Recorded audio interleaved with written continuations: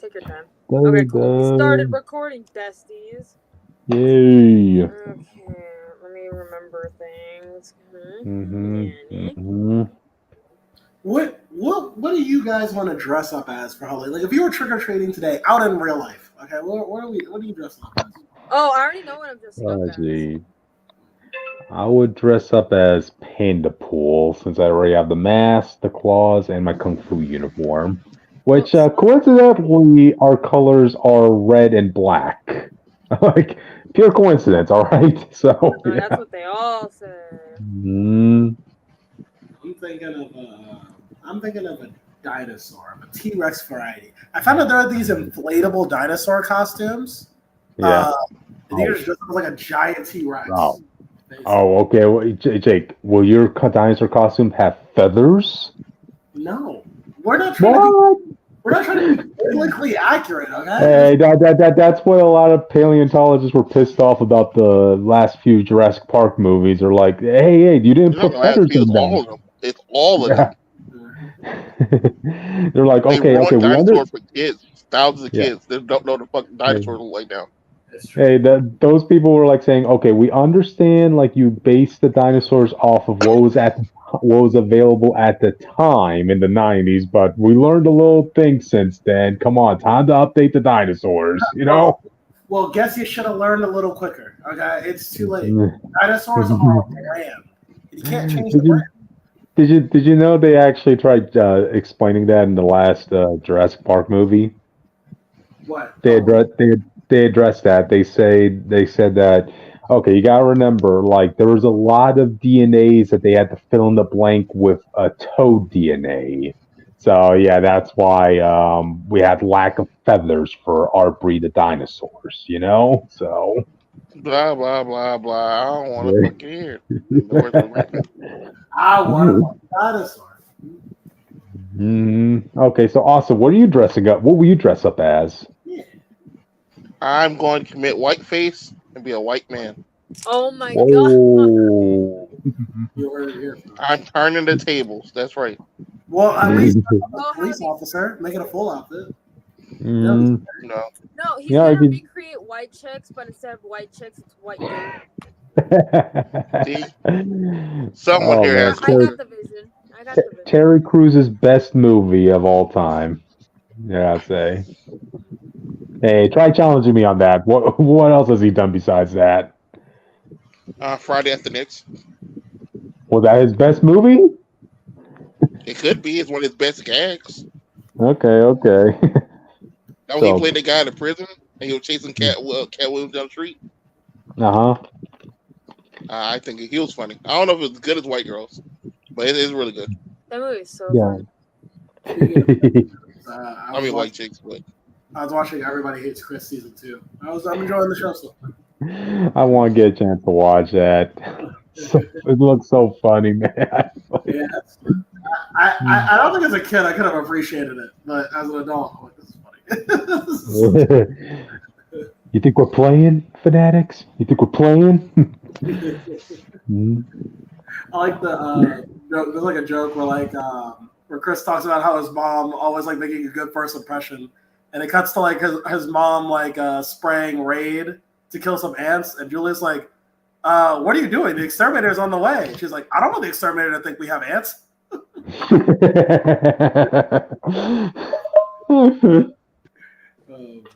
Yeah, nah, that's an entertaining show so far. So, Okay. Anyway, guys want to get started?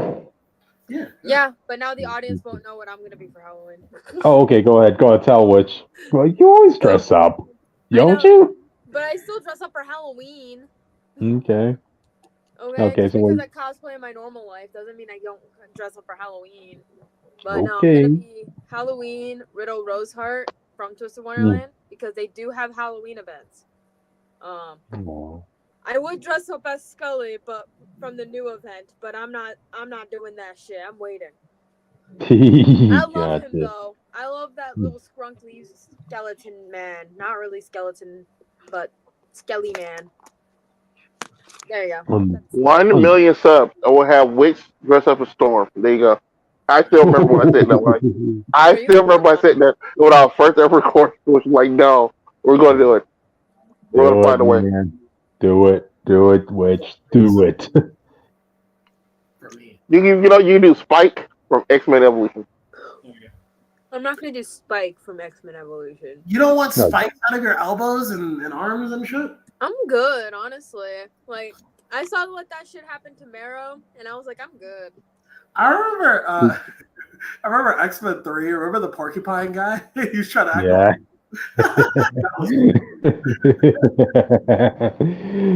Oh man! He bucked up the pyro. He was like, "What you gonna do? I guess I'll burn you alive." To think that actor went on to play both a mutant and an Inhuman in his career. I didn't realize that. Remember, he played Karnak. He was the best one. The dude couldn't. Apparently, the dude thought so highly of himself that he felt like, you know what? I don't even need to do a push up or anything for a superhero body. I'm good. Like, no, come on, dude. Lift some weights, dude. Come on, you're supposed to be like this martial artist who can basically break anything, you know? Like, yeah, no. But Karnak doesn't need to be physically strong to do that. That's just what his power is. Yeah, but still, he has to be like freaking. That like Hugh Jackman and Deadpool and Wolverine, but like you know. Yeah, not like that, but still, I want to see some muscle on you. I mean, the dude was like flabby in some scenes. I'm like, come on, dude. Muscles, get them. Bro, he sees the flaws in all things, including himself. He just doesn't care. Nah. For that, no, in that Inhuman show, they didn't even want to give him that power. His power was really just. They literally said that in the show. That's where I got that from. That's the reason I know that line. No, like the way they made his powers work was that like I look at scenarios and come up with the best solution. Yeah, he sees the flaws in his plan. That's how he saw the flaws in his plan. That's how it was. I guess. Yeah. It sounds like he had a very inhuman thought process. Jenkins is funny. Okay, anyway, start the show. Okay. Well, all right, audience. Welcome to Comic Fanatic Live. You're here with me, Cryptid Seeker 415, getting ready to go on an all-variant diet. So, yeah. And you're with me, Jake Tylenol, the one who will make a metaphor about Bionicle at some point. I don't know. I'll think of something. We'll figure it out. That was weird. That was perfect. That was really perfect. Anyway, that was perfect. I guess it's me, Austin. I'm gonna do something. We're gonna figure out next week, though. I'm saving it for tomorrow, maybe. We'll figure it out. Anyways, I'm Richter, also known as the Witch of Jotunheim, pronouns they, he, and I am working on going on a journey to Moomin Valley. Let's go. I'll be there when Snufkin isn't. Don't worry. Yes. And together we form the Fanatics, and we talk about the news and reviews of the week. And tonight, of all nights, is our Monday nights, which means that we will be talking about news only. Okay. Also, yesterday we did a Joker review. We reviewed Joker, the worst movie of the year. Maybe you can find out by watching our episode, which you can find on the channel, specifically at our movie playlist. So, you go do that. We also did spoilers because we didn't think a lot of you would care, but we did do it. If you want to see the very beginning, we don't really spoil anything. So, so we also have social medias, but I'm not really in charge of that. I think Witches, right? But, well, favorite God. Oh, no. Uh-oh, we lost Witch. It always has to be somebody in the group audience. Somebody has to have the tech issues. How will we ever know what the social medias? Well, me and Michael are back. Michael South Park are back, and he knows it. Let me just... Okay, well, he told me that you guys are fucking conformists, but he also did tell me to tell you the socials. So, you can subscribe. You can subscribe to us on YouTube. Please do that so we can start going live on YouTube. Ooh, Jake, thoughts on that? Yeah, that sounds pretty cool. Yeah. You can also follow us on Twitter at ComicFanatic69 because I thought of that name. Cryptid did not, but he gave me the okay on it, which I was surprised that he gave me the okay on that. You can also follow, if you just want to follow me and not these nerds, you can follow me on Twitter at Witch of Jotun with an E instead of a U. And if you find my alt Twitter account, okay, that's cool. I just retweet gay shit all day. That's all I do on that one. You can also follow me on TikTok and Instagram at witch_of_Jotunheim. I do post things on there sometimes, when I have ideas in my brain to post. Yeah, you can also follow me on Tumblr at Northstar Aria because that's where you can find the link to my fan fiction. And if you like Toxic Yaoi and Alpha Flight, go read that fan fiction, please. Please go read that fan fiction. I'm working really hard on it. If you want to find Austin, like I said, he's a brick wall with bright blue eyes and hot pink blush. He's not that hard to miss. Last time I checked, someone spray painted the logo of the YouTube channel on him. Austin, how do you feel about that? Who must have done that to you? I personally think it's bad because it covers my mouth. I mean, there are worse things, but at least you can still talk, If you want to find Cryptid, he's in the same place that he's always been because I just put him there one day and he was just like, yeah, this is the place. And if you want to find Jake, tell the audience where you are right now. Right now we are live in Metro Nui, which right now we are checking out what Tilla Matau is doing and the boys. Can you please leave that place?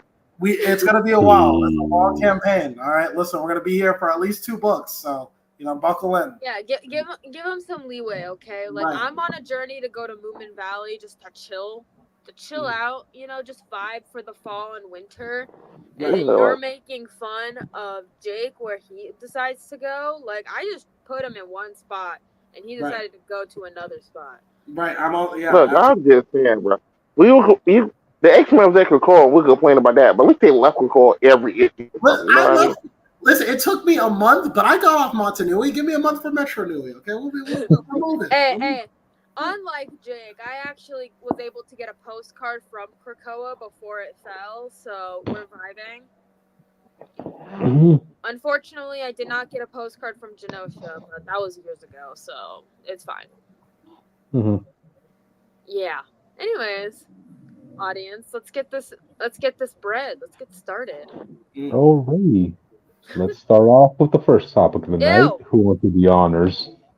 Joker 2. I hear it's not. Hey, if there was a bomb, it would say Joker 2 on it before it exploded.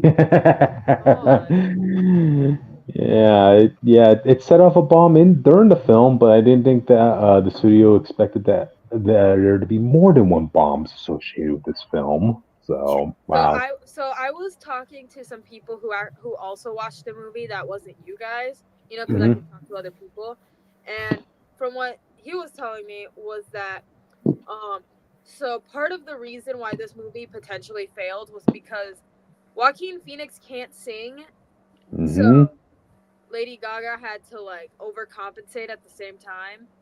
Yep. And it reminds me of Phantom, which I brought up, by the way, in movie night last night after the actual review because I didn't watch the movie.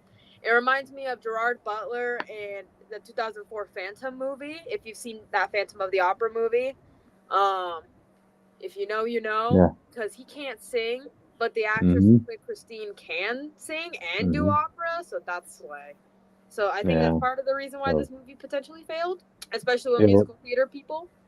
It was a bad combination, definitely, because with Lady Gaga, she had to tone her singing down. She's definitely known for a specific flavor of entertainment, But when she's with someone who can't sing, she can't go all elaborate as she would do, Like this isn't A Star Is Born, besties. Yep. Which I thought was a way better movie. And I will say this: I do talk to normies most of the time because, I want to get their viewpoints on, especially with movies or media or whatever is going on. Most of the time, I hear from people in the general public they didn't want to watch this movie because they've heard the negative reviews on this film, so that's not tempting them to go watch this. Fair enough, honestly. I didn't watch this movie because I didn't watch the first one. and I didn't Yeah. find it. I didn't find both movies appealing, so I'm just like, why would I watch it? And yeah, and to add stock to that, I'll say this: I wasn't going to want to watch this film. Like, if it was up to me, I would skip it. But for the sake of the community here in the podcast, I went to go watch it. You So, in know? conclusion, audience, if we didn't have this podcast, or if this podcast was about anything else, we would not have been talking about this movie. Yep, pretty much. I just Jake Wood, he's weird like that. He just watched everything. I watch everything that interests me in some way. Okay. Yeah. But you Yeah. don't. Or if he's bored, he'll just watch some random shit. He does not care. Don't let him lie to you. No, 'cause I didn't watch Twister. I didn't go to see Twister. I looked at Twister. I said, "That's a boring ass movie." So I did not go to theaters to see it. Mm-hmm. So it has to interest me. I have to know that there's at least a 10% chance I will be excited. Mm-hmm. But yeah, it was like I said, it bombed at the box office. It is what it is. It was going to be the last one anyway. So maybe. You thought, come on. If this movie was a success, you know there was going to be a third film, and you know they were going to lead up to Batman. You know, that's what they were going to do. From what I've seen of Harley Quinn in this movie, like, even, like, from her, like, before she became Harley Quinn, like, I don't know, this Lady Gaga doesn't feel like a Harley Quinn to me. Yeah. She sounds not good really. she sounds good on paper, like at least design wise, you know. But like, she definitely presented a different type of Harley in this film. Let's put it that way. So I have a question for you. A question for you. Do you like how Harley was portrayed in this movie, or in Batman: The Caped Crusader better? Oh, Cape Crusader. You were just like, how I like her in general, but I like Cape Crusader. She's not a bad character here. Just it isn't Harley Quinn really. So you can't really say it's a good portrayal of her, really. Yeah, she didn't really do anything that like wowed me, you know. When I saw her in Cape Crusader, I mean, that was a really dark version of Harley. That was like, oh wow. That was like, oh wow, you did something different, and I 100% agree with it. that was a great version. But from what I ended up hearing, like a lot of Lady Gaga scenes ended up getting cut from this film. I don't know if it's to save time or they just thought it wasn't going to fit the film. Because like another thing about the musical, right? It definitely was a hindrance to this film because they just came at random moments, you know, moments that were supposed to be serious or grounded, and then bam, a musical number pops up. Have you ever seen a musical before in your life?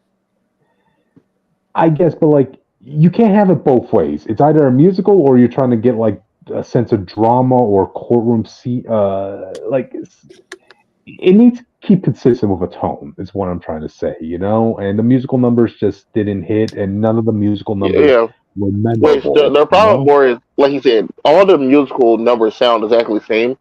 So regardless of what the tone or how serious the thing was, it wasn't a serious song that followed. It's the same shit we've been hearing since the beginning of the film.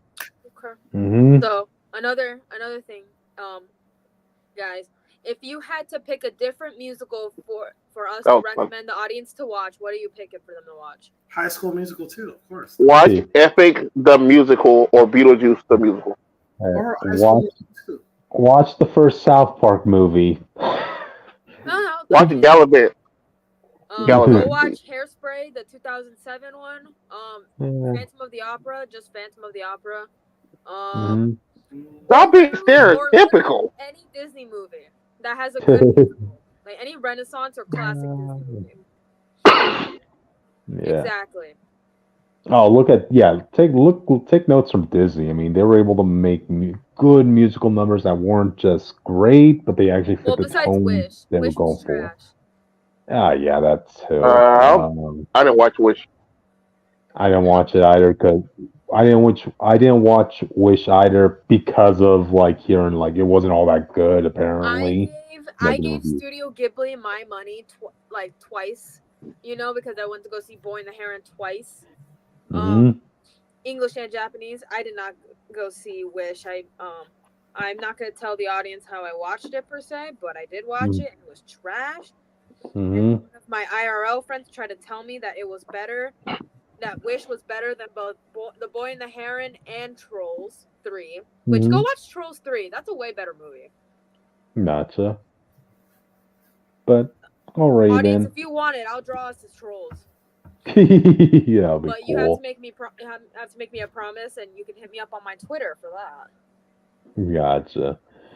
But yeah, with Joker 2 bombing, I mean, I think we can all live with this. I mean, heck, I know a lot of the people behind the scenes, the actor and the director specifically, didn't even. They were insistent on not doing a sequel, but hey, they got to check it at the end of the day. So, and they got to write this movie off by the end, saying, okay, we ain't coming back for a sequel. So, yeah. Well, to Yeah. be fair, they didn't really write everything off. They can still do a sequel because as the theme of this movie is, Without that guy them. doesn't have to be. You know what I mean? Yeah, maybe. Yeah, without Joaquin Phoenix and without the director, like they gave their pink slip. Yeah, we're out.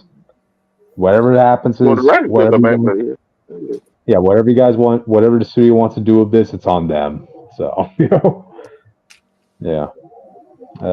Any final thoughts on this before we move on, guys? Not really. Gotcha. No. All right. Well, let's move on to the next topic. Who wants to do this one? Cabela's dynamic there you duo. Okay, I'll announce it. Oh, there you go. Jake. Oh, okay. You want me to do it? All right. Hold on a sec. Let's see. Dynamic duo announced. All right, this is gonna be the next DC project. It's gonna be a different type of animated movie. Apparently, they're gonna be using some puppetry type special animation with this. I don't know what that's gonna look like. We'll see, and it's gonna be following the adventures of Tim Drake. Oh no, sorry, not Tim. Dick Grayson and Jason Todd. They're in their early days. And okay, apparently in this one, Jason Todd is still gonna be a Robin at this point. And yeah, he's not gonna be a Robin at all. Huh? He's not gonna be a Robin at all. Really? Let's see. No, it's they're those two homeless kids. They do crime together. They get called the dynamic duo. They're not Robin at all. Let's see. I'm reading the article right now saying Mintz will direct this movie, which follows the early days of Dick Grayson and Jason Todd, a.k.a. the Robins. Oh, okay. Yeah. So. Yeah, but yeah, that's their nickname for their crime stuff. They're not actually Batman's Robin. Ah, okay, gotcha. Oh, and they also specifically mentioned that this has no connection to the Matt Reeves Batman or the Penguin canon. So, yeah. Or James Gunn's canon, but both of them are working on it for some reason. Wow. I think they're just going to test the waters. If this is a well-received project, then they'll squeeze it in to be canon. And if it's not, then they'll just brush it aside. You know? What made them want to do this? I guess it's because like when it was announced that like you remember they made the announcement that Damian Wayne is going to be the Robin in this universe. A lot of people were kind of like a little upset. That means you ended up skipping over a couple of the other Robins. You know, Dick, Jason, Tim, Stephanie, and all that stuff. So I guess this is just. No one cares about Stephanie. Don't you try to throw her in that conversation. No one cares. Tell that to Stephanie stands on Twitter. She's in Wayne family. 5 Stephanie fans does not care. She is not Robin. I can promise you that. She's in the Adventures. Someone cares. Gotcha. But anyway, I think this is just them trying to give a bone to the fans who are unhappy that you already skip over to what the 6th person that was Robin. But I can't really say you do that and then be like, oh, we'll give you a take on them that's totally different from everything else because it's not what fans wanted. They don't want to see Dick Grayson doing crime. That's never been a part of Dick Grayson's storyline. That's Jason Todd, sure, but not his. Mm-hmm. So just like you could have just gave us them as Nightwing or said Dick Grayson was Nightwing already, and they had like Jason already Red Hood. Like just skip those stories. I don't think you have to reinvent some new made up bullshit to do that. But y'all wanted them reunion them. Like you're not really. You're a version of them. but this isn't the character that we know that we asked for. We asked for them to be a Batman and Robin. There's gonna be the Transformers 1 of Robin stories. And at the end of the day, it's gonna be like, and we will rise up as the Red Hoods. And I think the worst way about it is that, so you telling me Batman just steals the name of Robin from these 2 orphan kids now? Yeah. Oh man. Again, they're going to go standalone route. So if this fails, they'll just brush it aside, like what happened in Blue Beetle. So they don't want 3 different Batmans at the same time. I guess. I remember there used to be a big thing with the Arrowverse. Man, that is insane to think of it that way. 3 Batmans going on at once, you know? They did a bigger deal because they just refused to show Batman in any other shit. They just went out. Yeah, they didn't want Batman's brand damaged by having them 2 spread out all the different places with different takes. Yeah. Which is surprising because they also greenlit. Remember they greenlit what was the show called? Jake, Gotham Knight. No, Gotham. Where he was a ugly dude who got shot. Oh my god. That show was funny. Gotcha. Well, but yeah, regardless, I mean, it's coming whether we want to or not. So, yeah, let's just see what happens. So, I mean, like it could be really good. Who knows? It's made by a Pixar writer. I don't know. Yeah, it could be. I still probably won't watch it. I ain't watched Super Sons either. So, Super Sons just didn't look good. Like it was really like a well-written story. It just didn't look appealing, like the way they animated it. Right now I'm struggling to just keep up with Penguin at the moment. So, no, I mean struggling in terms of if it's not canon, I don't feel the need to have to watch it. Yeah. Mm-hmm. Yep. God dang, I could have been catching up with Penguin, but instead I had to choose to go watch The Joker. Wow. Yeah, you did, didn't you? You had to learn about society and the mentally ill, okay? Instead of looking at my buddy Cobbs and his disformed foot. You know? Okay. But, alright then. I guess with that, you guys ready to head to the next topic? Yeah. Oh, wait. Hold on a sec. Oh, hold on a sec.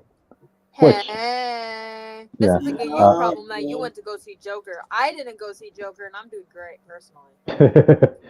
I'm proud of you, Witch. I'm proud of you. Because I've had better things to do, like go to the X-Men con in Minneapolis, which I still miss everyone from there.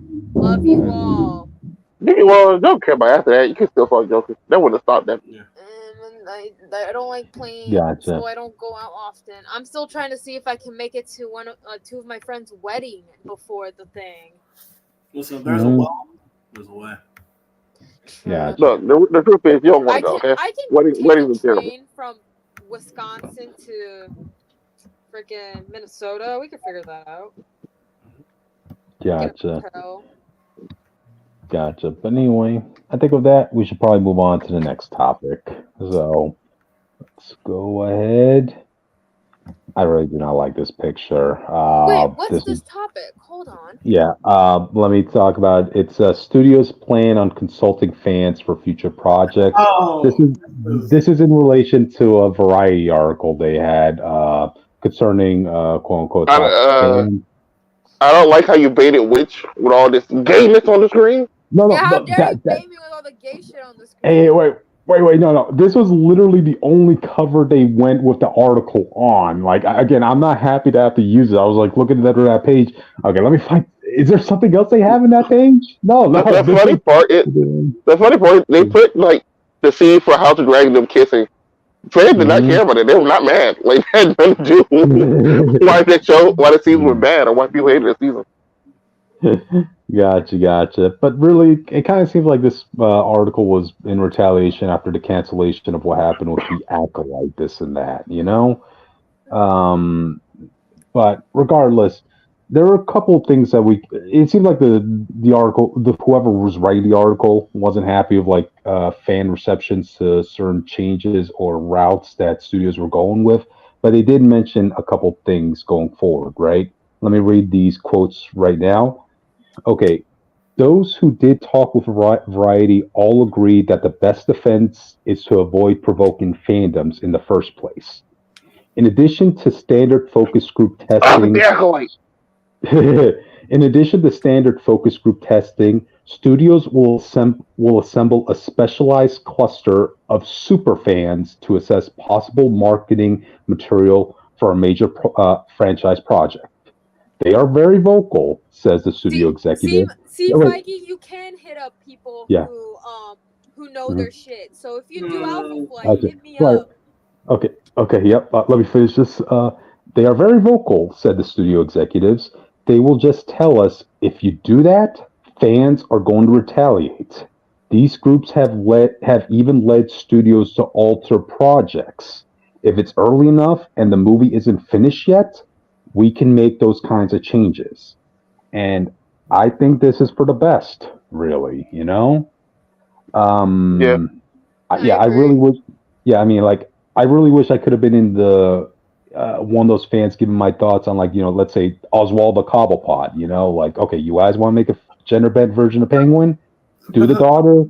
Or that's you as a fan. But like, why are they vetting the fans? I would need the vetting process. What one superfan might not be anything like another superfan. To avoid possible backlash. That's why you do a focus group.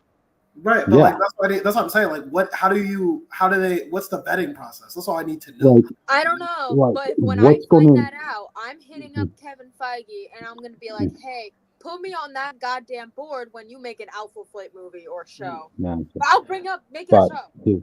Okay, but I think like there are just certain things you need to keep in mind when you're doing projects and like how the general public will react. What's going to be a backlash? Like, I'll bring this up as an example with Kevin Smith's He-Man, right?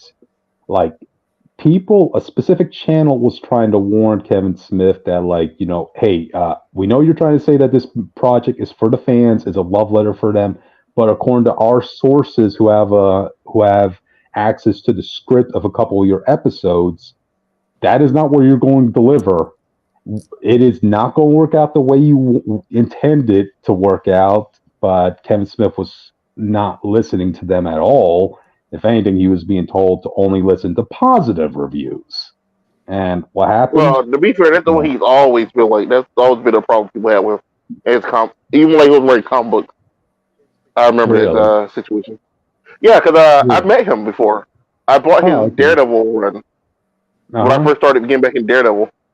And when I had a small criticism about how he handled the storyline, this storyline where they had that fake baby and all the other stuff from Stereo, that whole art. Yeah. And he was just like, he immediately like shut down.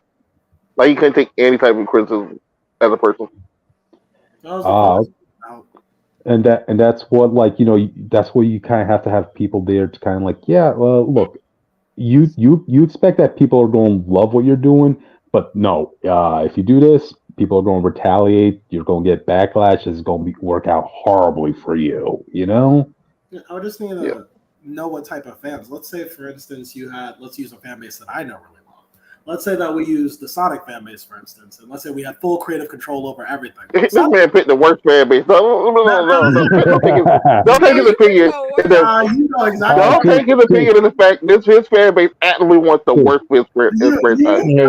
Jake, wasn't it the fans who got them to alter the No, but that's because that was something so stupid we could all agree on it. But to be fair, even like regular people saw that like, nah, this shit. Like, but the Sonic fan base, when you really get into it, has very differing opinions, even about how Sonic should act. So if I got like a focus group of Sonic fans to tell me like how should Sonic act, it might not even appeal to even half of the fan base. You know what I mean? But wait, Jake. This is to be fair, that's a different situation than comic book.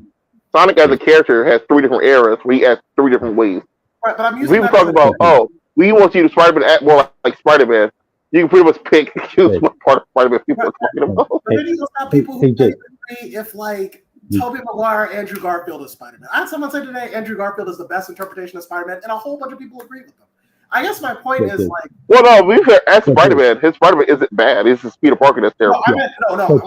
When I say Spider-Man, I meant like they were arguing that as a Peter Parker, he's like smart, he's like more witty, and all this. He was arguing like the whole package. That was the argument.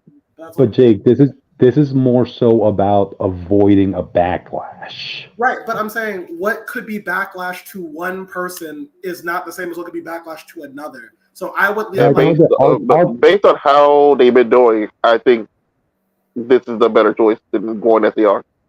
Yes, I mean, I'll give you this as an example, man. I think I was the only one here who was actually arguing with the fans when it came to that iconic moment in that Blue Beetle trailer. You know what I'm talking about, right, Jake? Yeah, I'm talking about What, Batman being a fascist? Yeah. Yes, like I told you, that was going to bite them in the butts, and that's what ended up happening. Like it bombed. If I wish I could have been there in the boardroom, like saying, "Look, okay, yeah, you guys are going to be trending on Twitter for what, a week, but guess what? You're going to be pissing off a large sections of the audience because of that." But you're talking I was in the theater with literally a parent and his son right next to me, and when that trailer rolled around, the son was like looking at his dad, saying, "What's a fascist?" And the dad had to tell him, "Well, that's a bad person." So dad had to tell his kid that Batman is a bad person. Well, yeah, but again, even that argument was silly because it was like what I predicted, and I was right about this. It was just a scene that was like 30 seconds and brush off. And it was not working. I don't know if the focus group has a say over the marketing, because I think we've seen from Transformers 1, just because you make a story a certain way doesn't mean your marketing team will reflect that. Basically, I think they're two different entities. At least see what they're providing for you, and like give them your input. Like, okay, this is not going to work out well for you, Yeah, I guess it's just more so like I know fans can be divisive amongst each other. I don't know if fans necessarily. Sometimes they do. Like I said, even using Sonic as an example, we all do. The design for Sonic was terrible. So, that was like a thing we can all agree with. But like, I don't know. I just feel like. Cool, I'm back. I didn't agree. Fan bases can be divisive amongst each other. I mean, yeah, especially the Sonic fandom, which you've chose the worst. I celebrate this, but to preface, I was never really in the Sonic fandom. That wasn't my forte when I was a kid. That was a whole separate thing that I'm not getting into. But let me give. Congratulations, not a furry. Can I get? I know I wasn't that much of a furry. Sorry, I was into fictional serial killers like creepypasta. So. Find my disbelief that after a certain incident that happened 10 years ago, I don't remember which freaking studio or whatever, they released this like creepypasta quote unquote show called Channel Zero. That shit was ass. And I feel like a whole bunch of other creepypasta fans that watched it were like, that's ass. And fandom, I'm sorry to disappoint you, we're never getting a Ben Drowned movie. We gotta let that go. Just consume the ARG, please. Thank you. We're losing the plot here. Right. Exactly. My point is that, like, whether it's the Sonic fan base, the Star Wars fan base, who I know would probably think this is the best thing for them, but even amongst the Star Wars fan base, there's a lot of disagreement and things that they like. So it's like. So Jake, and I personally think that's fine. Because the problem with these franchises aren't that they're listening fans; it's they're trying to cater to modern times, and I think they're also trying to some way they lose. Normies. Does that make sense? They're trying to cater to normies more than actual fans. Yeah, basically. Right. Even if you always answer correctly to part of the fan base, that still yields better results than just trying to dumb everything down for perspective, in my opinion. Perhaps. I would just, like I said, I'm not totally against this, but I am skeptical. I would need to see what the process is. I need an example, like an effective example of like a movie that is doing that now or has done it maybe. I just have my doubts because, like I said, like fan bases can be divisive amongst each other. I don't know how that's going to look. So I would need to see it. So that's all. So I feel like this can only work out for the best, really. Like, again, you need to know your market, like whether you believe this is going to be affecting the audience or the core fan base. Hey, the core fan base is core for a reason. They stuck with these franchises for the longest of times, and when they finally got their spotlights, it made its way to the public, and they liked it, So yeah, you need to go with people who are familiar with the the product. normie audience, we're not dissing you, but at the same time, we're mostly dissing the companies. But at the same time, don't give us shit. And you know what? I can even bring examples of positive for this side and negatives for this as well. Using Star Wars 2, there was an interview by the guy who does Maul, his actor, what's his name? Sam something. He does Sam Maul. Whitaker. Yeah, Sam Whitaker. He does Maul in Clone Wars, and I think it was because of him.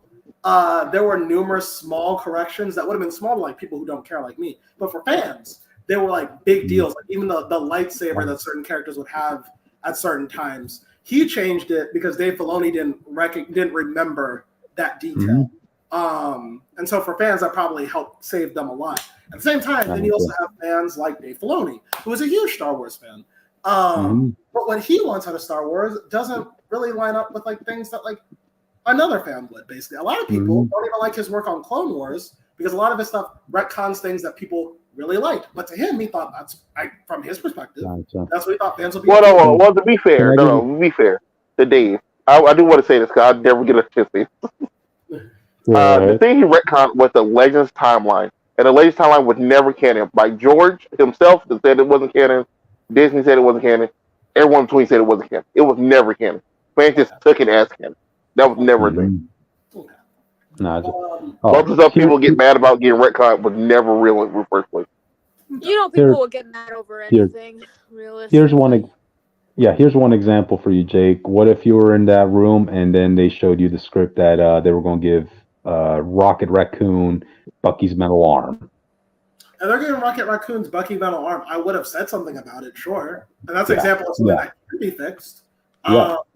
Again, if they technically do that though, it's like a joke. But I know there might be. No, that what he means though. Like, it's a funny joke in the moment, but then you be like, so you basically really just went there for running this nigga arm. You just went up for this. Right. Yeah.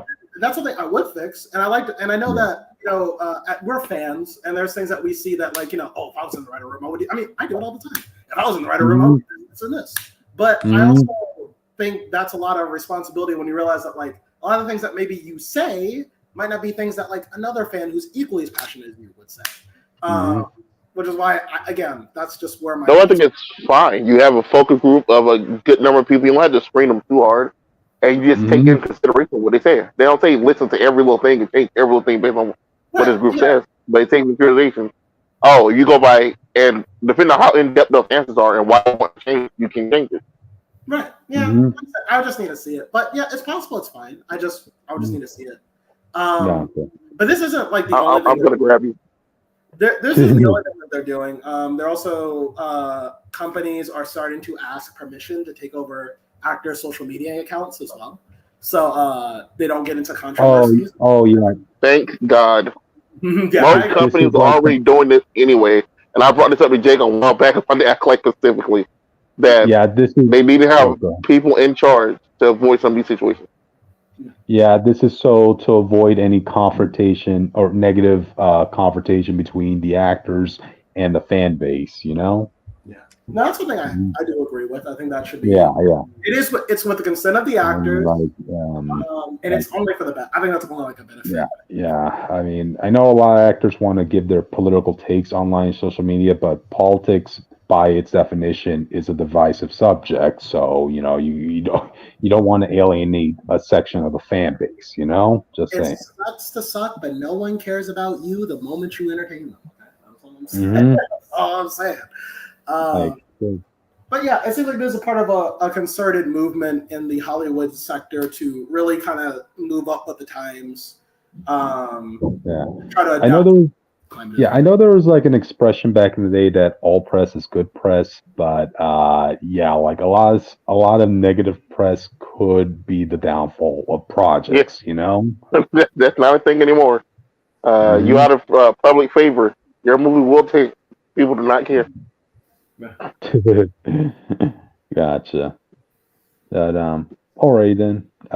Guys have any final thoughts? Which you're still with us, man? Yeah, I'm sorry. I'm tweeting out something that might be important later. Might not, honestly.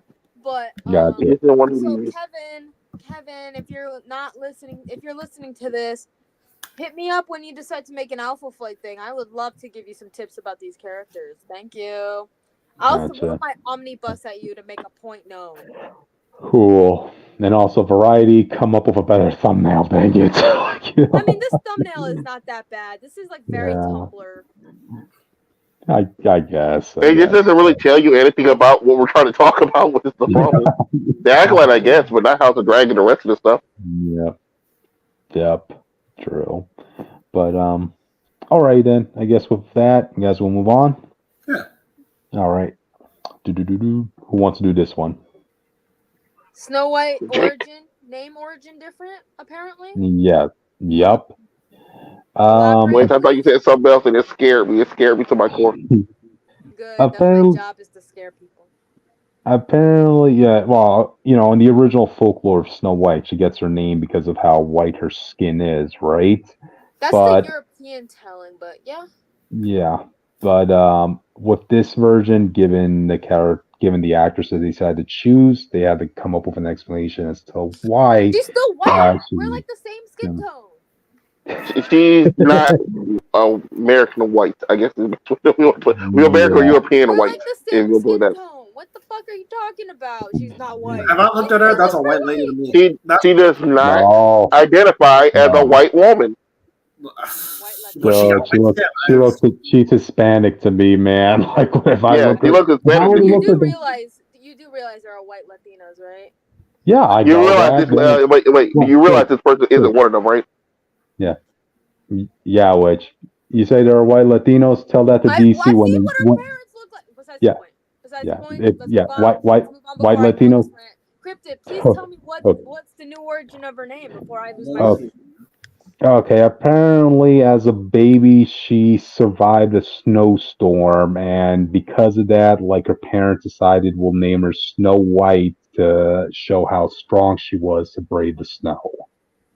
Who she thinks she is? Clark Kent? She an alien now? I just probably snowstorm. I'm not buying that. I need to process this real quick. What? Yeah. I mean, like, I get it, but at the same time, what? Yeah, I know. I need to process this. They have to find some way to make it make sense, I mean, you could have just, like, not done anything with it and people wouldn't have cared. You could have just said, she was born during the snowstorm, so we named her after the snow. That works. She survived the one. Mm-hmm.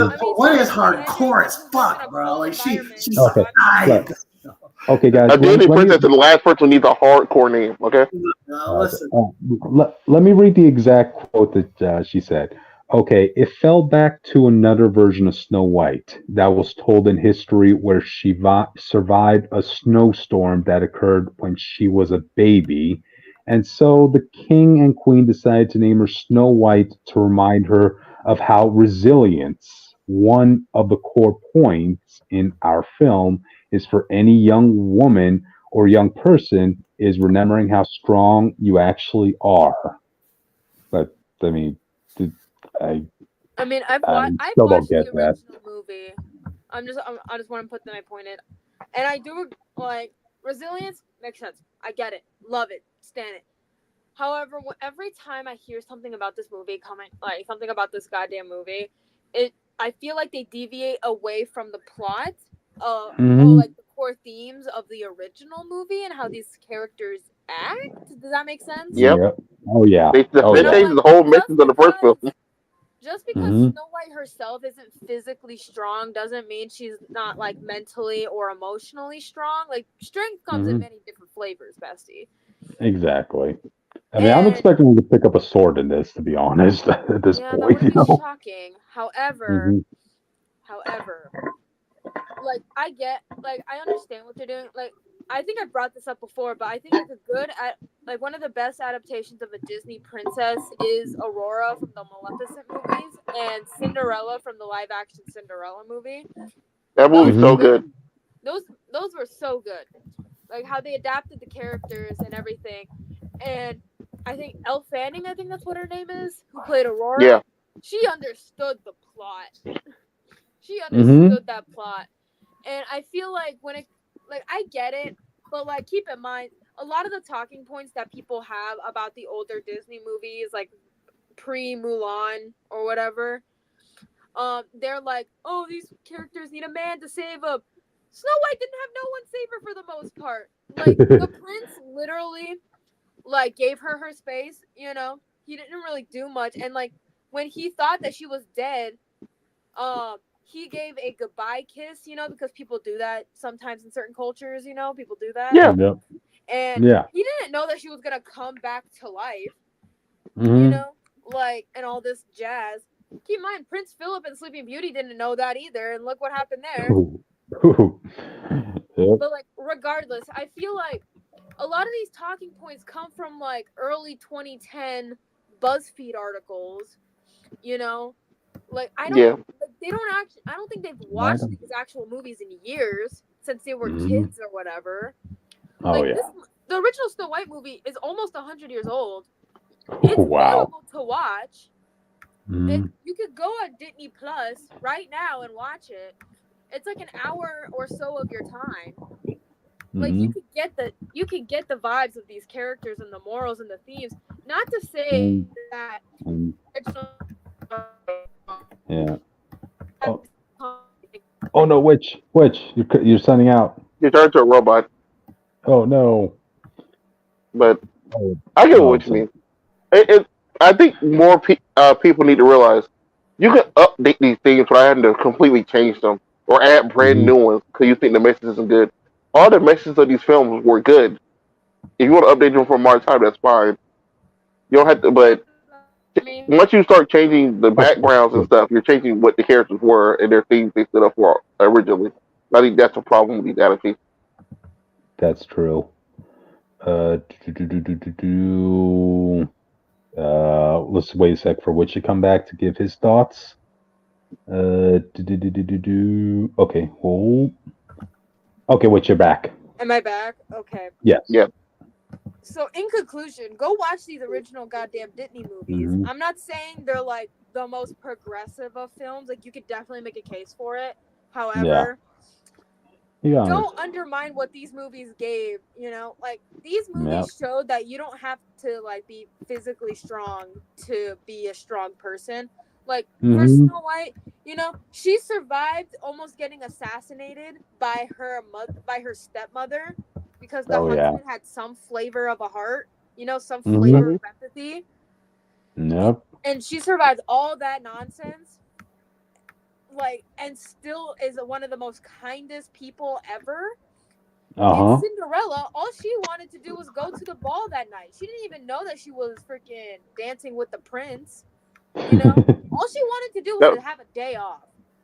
that's what I liked about Cinderella. 'Cause her whole story, like people like to dumb down to, oh, she had to be saved by a man, but No, really, she was trying to save herself. She was making dresses. She was doing a lot of stuff. She was trying to save herself. and like with Needing help Sleeping isn't Beauty, inherently bad. like with Sleeping Beauty, yeah, Yep. you can make the case that she had to be saved by Prince Philip, but realistically, you could have put in anyone in that role and it still would have worked Yeah, well. That's what I liked. What that change in the Maleficent movie, you know. But don't get me wrong, yeah. love Prince Philip. I think out of all three of the classic Disney princes, not including sequels, that he's probably the one with the most personality. Mhm. And plus, That's that also movie, what I don't even consider the prince or the princess as the main characters. I think it's the good fairies that are the main characters. they basically are. Oh. Yeah, they get the most screen time. Like, Mhm. don't undermine these goddamn movies. Don't even get me started with The Little Mermaid because most of the discourse comes from that movie alone. Yeah, So what I'm trying to say is, go actually watch these movies and put two brain cells together, like rub two brain cells together to understand the themes that they're trying to give. You know, Mhm.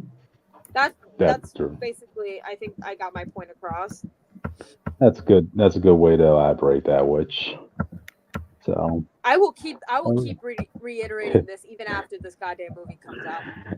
I If don't know if I want to go see um, this movie because of a certain casting I choice, but I'm not going to give into it right today. if I I'm kind of going to agree. watch, look, if I'm going to watch this movie, it's just going to be for the sake of the group. Actually, I mean, there's so much buzz about this film. I feel like we kind of have to watch it at this point. You know. Jake, Yeah, Jake, you'll watch it day one, right? even if we Regardless, do it right? in different means. Mhm. I might watch this one. I'll see if I feel about the second trailer. If you watch it day one, Mhm. You tell us if you think it's worth a review, and We're then not I'll gonna watch be the video. reviewing this the Sunday that it comes out. Just No, letting you know. We're so gonna if he be does, if fucking. y'all don't want to, at least I'll watch it, and then I can help him review it. And just be Okay. I just want you guys to know. If I go see this movie, should I go all out in cosplay? That's my question. no. This movie does not deserve you. All right? This does not deserve my cosplay. It does not No. deserve your work, your hard sweat and work, which. Well, I mostly just bought the cosplay, but yeah, okay, I'll give you that. Gotcha. I just want you guys to realize if I see this movie, I have no stake in Snow White. I did not really think I want to see you find something salvageable about this film, man. You were really going hard for the Little Mermaid, man. what I'm saying is I didn't even care for the original, let alone like this one. So like if I see it, it's gonna be like Hey. Just because it was boring when we watched it didn't change the fact that you liked it. I remember we watched it. Also, can I give my other piece on this before I get booted off again? Go ahead. I still don't like this costume. Why did they give her long sleeves? First of all, the colors are atrocious. The cut is atrocious. If you look at the original dress versus this one, it's like, did you even try? I just always find it amazing. Yeah, that people, everything about her costume and look was terrible. You want to compare her to Gal Gadot? Yeah, I'm not even getting into her today. I just can't believe people who will work like in the studios as extras work dressing as Snow White work better than this depiction. I've seen cosplayers do a better job at recreating Snow White's original outfit. Way better. And how much you think they spent on her costume? For the movie? For the movie, yeah. Probably not nearly as much as they did for Aurora or Cinderella, because those dresses were amazing. Cinderella's dress was 10 out of 10. I'm probably thinking they CGI some of it. It still made sense. It worked. Yeah, I'm thinking they spent $20,000 on this. Don't get me started with bells. That dress was atrocious. It was not time period accurate. It just looked atrocious.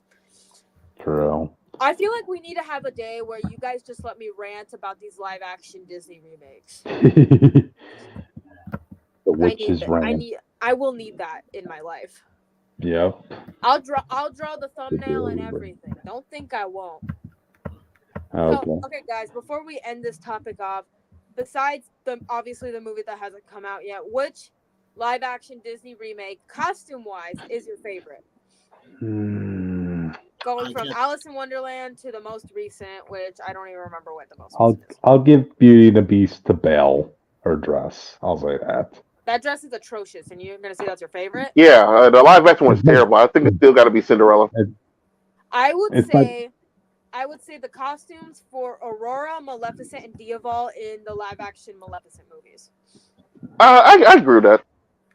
Because what I like with how they did Aurora's was that it obviously didn't look like the dresses that Aurora wore in the original movie, but it didn't have to be because of how the movie is made. Does that make sense? The tone of the movie and who she is as a character. In the first movie, they're light and flowy and shows her youth and her innocence in a way. Does that make sense? Yeah. And the fact that she basically grew up in the forest for her whole life. And in the second movie, it still shows that, but a little bit more. Does that make sense? Mm-hmm. More mature. I know. I see the film. I think both of them.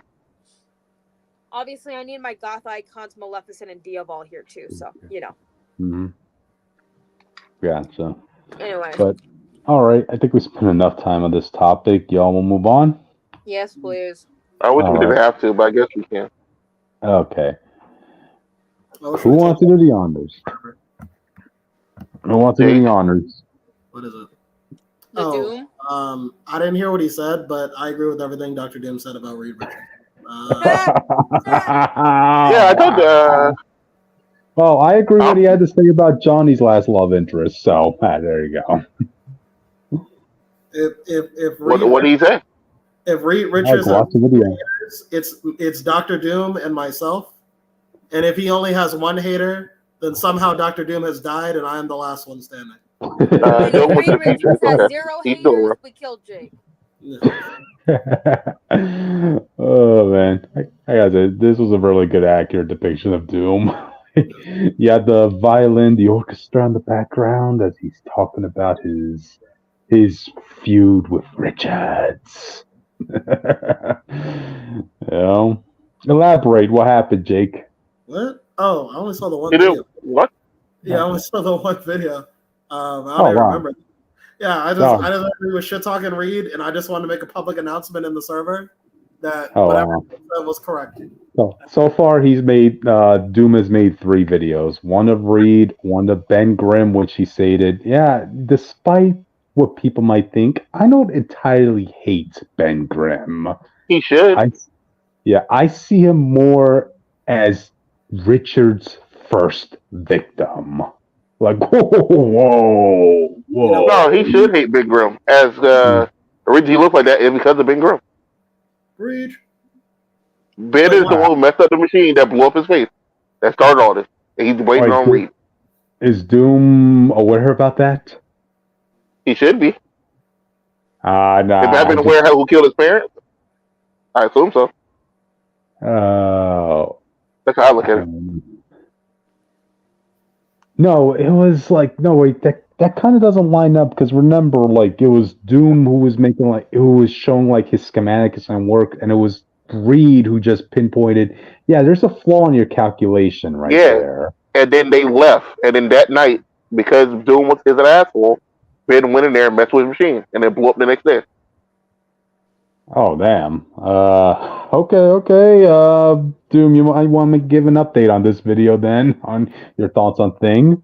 So Do better, whoever cosplays as Doom. Do your research. How about that? Okay, but what he did do also was a follow-up video to Johnny Storm, the fantastic failure. And like, damn, he kind of ripped Johnny apart. Like, what have you really accomplished in life? In his defense, he is still the youngest member of the Fantastic Four, not including the kids. They may have like 40 something now. Like he will be around the same age as Peter, so he's close to being 30 at this point. Yeah. So yeah, Johnny. It's hard to say with Johnny since the kids are actually growing. So you heard that, audience. The way that Dr. Doom will not give Johnny Storm more shit is if he decides to go get together with Peter Parker, audience. Let's do it. You're joking with what you're joking. There was actually a time where people want in the Ultimate Universe when they had a female clone of Peter, and all people want her to do was date Johnny. No, but I thought they did. Regular Peter Parker, not a clone. Regular. They went on a date, and people think this comment was weird. Before that, the reason that date even happened because fans wanted that. People love Peter and Johnny together, so a version of them that can date was very interesting to fans at the time. Yeah. Marvel are cowards, and they don't actually want to do things that make people happy. I remember that episode. I remember that issue because Peter got so freaked out when he heard the news. He went on a beat up spree. Like he started beating people up randomly for no reason. He's like, he was supposed to be with me. But yeah. Also, Dr. Doom did comment on the last love interest Johnny hooked up with. What? Disgusting. Hey, that's his words. His words. Dr. Doom's own words. All right. He's just saying what a lot of people were thinking. All right. Like, you know. He always saying that because Johnny had sex with a girl he was going to marry. All right. He's saying what everybody else was thinking, Austin. Like, but wait, were you thinking that? Thinking what? The normies I'm talking about. Yeah, fuck them normies. They're lame. They Yeah. But he did. Doom also went on to mention that, why does he have an intense hatred for Johnny? Because of what happened with his fiancée. I think it's funny because people overblow that moment. Because Doom did not love that lady. He did not care. I first read him run. Literally, Doom had no best feeling for this lady, and then the Catwell run happened. What you about to say, which? My favorite part of that whole scene was just Namor's joy. Yeah, he has a whole panel laughing. He was like, It sounded like it was more like that was Doom's wife. It's more the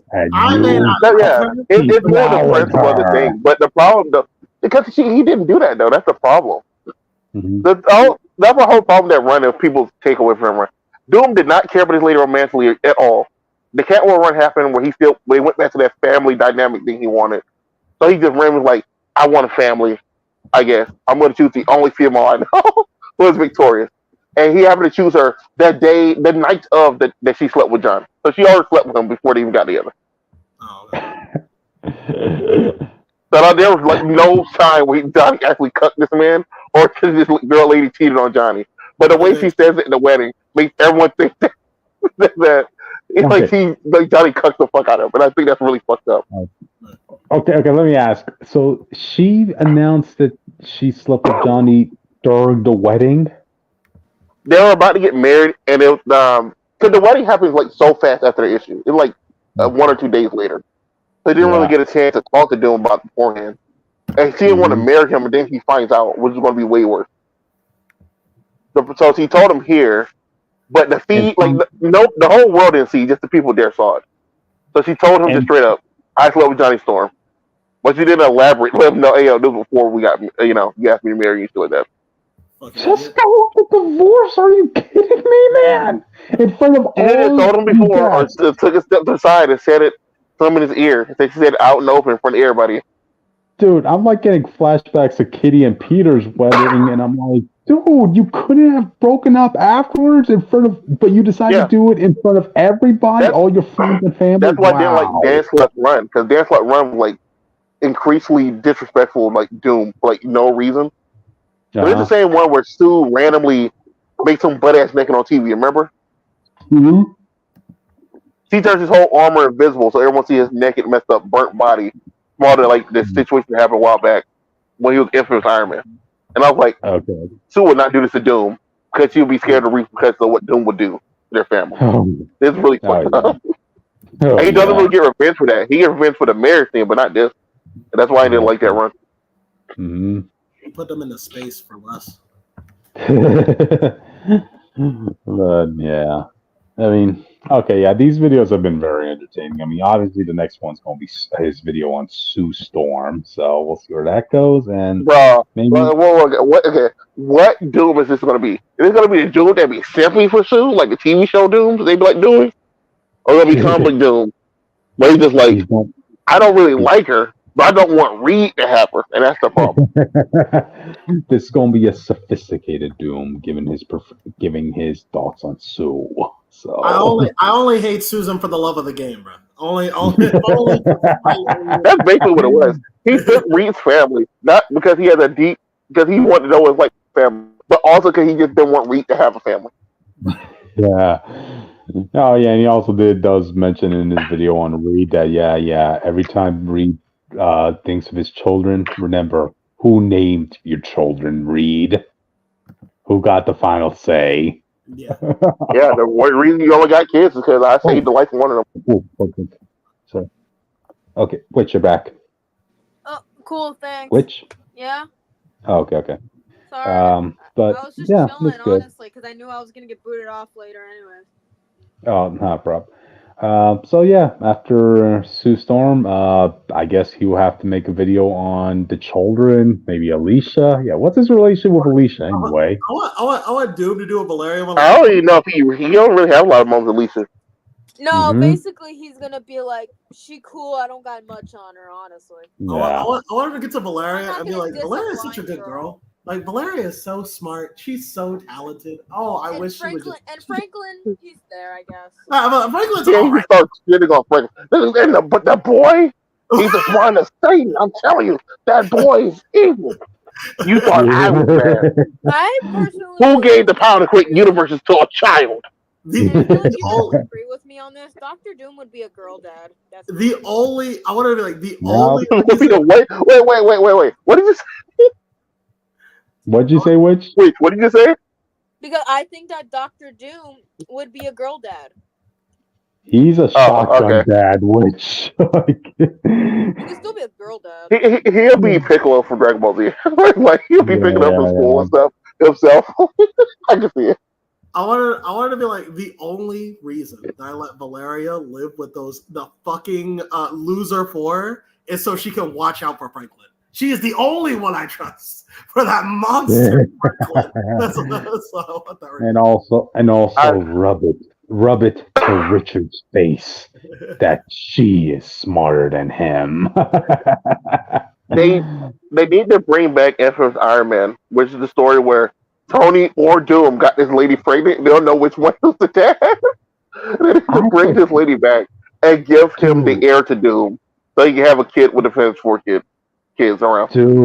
Dude, I forgot all about that character, man. I know that was in the end of Bendis' run, but Jesus, it's been years, man. Like, no one wanted to talk about it after because Tony was still dead after Tony was still dead after Doom turned evil, so no one wanted to write this character.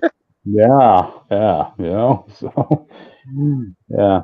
I could tell, right? You could tell writers were like, "Oh, thank God this guy's going on to DC," so celebrate the time. Let this lady give birth, age up the kid a little bit, and I want him to go to the same school as Franklin. I want kid drama on the next level, bro. I want this kid to be jealous of Valeria because she's a favorite of Doom. I'm Doom's child. Oh, I want Doom's son to be Damian Wayne. I want Doom to be like, no, boy, you have to earn that spot. Valeria, she was always my child. You understand where she stood. Just wait. It'll be revealed that Dr. Doom pulled the Batman Beyond on us. Injected Richards with his DNA to give to Sue. I'm fully expecting Doom to just make a kid a version of himself and say it's his son. I'm not gonna lie to you. Yeah, that's not. Wait, didn't they do that once, or maybe in the Ultimates? I don't know, man. It's hard to remember the small details that get swept under the rug so fast. Gotcha. Anyway, yeah, we'll definitely be talking about Doom's thoughts on the Visible Woman. Next time I'll be sure to watch it because I think this is going to be a topic, so I didn't watch it. Gotcha. But all right then. I guess with that, audience, let's move on to the next topic. This is you, Austin. Oh God, I was drinking water. I would die. Let me see. I already said it. Wait. Ultimate's Kraven Last Hunt announced. I forgot about that. You already said it. So if people don't know, Kraven Last Hunt is one of my favorite stories, which is funny because it's a story that was originally supposed to be for Batman. and DC was like, "What the fuck? This is insane! You want a guy to eat live bats and shit? We're not doing that with the Joker." And the guy came to Marvel and we got a guy for you. Encrypted. If I get booted off again, I'm just gonna come back tomorrow. Okay. All right, Witch. But, continue. Sorry, I just want to let you know. Yeah. So Kraven Last Hunt is one of my favorite stories, and the two follow-up stories to that I love too. Grim Hunt, Hunted. I loved all those stories. So the idea that Kraven's first story in the Ultimate Universe is going to be the last hunt is insane to me. That means he was hunting a long time. He finally found someone worthy. No. That's what the first hunt is about. Because it's his first real hunt against a worthy opponent, right? But he already had his first real hunt years ago. And now he did it though. Now he's working for Kingpin. Listen, he found somebody. There's somebody. Let's see if I can. Let me pull up the article, see what exactly was said. I think they said this is going to be a love letter to. I'll pull it up too. I'll pull it up. Yeah. Marvel's remaking the iconic Kraven Last Hunt. I also don't like the look of this Kraven. I ain't gonna lie, I hate the mustache, but I mean the mohawk. The hawk, yeah. The last hunt. It's the last hunt for a new generation. Whatever that means. Yes. History is repeating itself. In the Marvel comics, Ultimate Spider-Man number 13 by Jonathan Hickman. We have to get the first look at the upcoming issue, include a cover art by Marco Checchetto. I don't know how to say that. I'm not gonna lie. Kraven's most dangerous game. Essentially states all hunting Spider-Man and the Green Goblin with a ringleader, Kingpin. At this time, Kraven has the upper hand in this love letter to the last hunt. So, people don't remember the last hunt itself. It's the event of Kraven shooting Spider-Man, burying him. So, if he has first ever victory on Spider-Man fully, taking his suit, becoming Spider-Man, because he wants to be a better Spider-Man, and then Spider-Man waking up and beating his ass, really. So I don't really know how you make a love letter to that with their first meeting, Because I doubt Kraven's going to be like, yeah, I just beat this guy, this random guy I never met before. I'm going to put an outfit on and fight the Green Goblin. Like, I don't think that's going to happen. I think it's gonna be like the Insomniac version. I think he's gonna see. I think this is my pitch, right? This might not even be what happens. This is my pitch. What do we know when he's gonna fight him? Is it gonna be like in the next issue or like a couple? What issue are we talking about? I think we're gonna be on issue 10. Issue 10. Yeah. What issue are we on? Yeah, well, issue 10. I'm saying Kraven's last time is issue 13. We're on issue 10. Damn, there's not enough time for that. I would suggest. Yeah, the next issue, I believe, the Black Cat issue, like the child issue. I would suggest. Well, the female. I was thinking that there's going to be a series of like W's Peter's going to get, and it's going to get Kraven and be like, damn, you know what? Like, I'm not really feeling this hunting shit anymore. But this guy right here, I'm going to make it my glorious battle. Okay, my last battle, because I'm on my way out right now. I would have been fine with that. The problem is, Kingpin's first meeting, though, he beats the shit out of both Spider-Man and Green Goblin. And then he's like, you know what? I don't have to waste my time with these people. The Sinister Six, all y'all go get these people. So each issues, I believe, is going to be one or two of them taking their shot at Spider-Man. But I think you're going to do all well done at Kraven last night, and like one or two issues is insane to me. Even the Black Cat issue of last fight, Black Cat shows up, he loses, and then I think Bullseye shows up, and then he loses. That was Peter's first win in his franchise, by the way. Yeah. That was pretty humiliating, but also kind of pretty realistic. You know, Black Cat pops up. Keep in mind, it's a Felicia's father, right? He comes up, he has his whip. He does get some moves on Peter and Green Goblin, but you know, Green Goblin just like basically repulsor blasts Black Cat off a rooftop, and he falls in the ground. Like, oh wow, a realistic sense of what you have with a normal guy going up against basically an Iron Man suit. Yeah.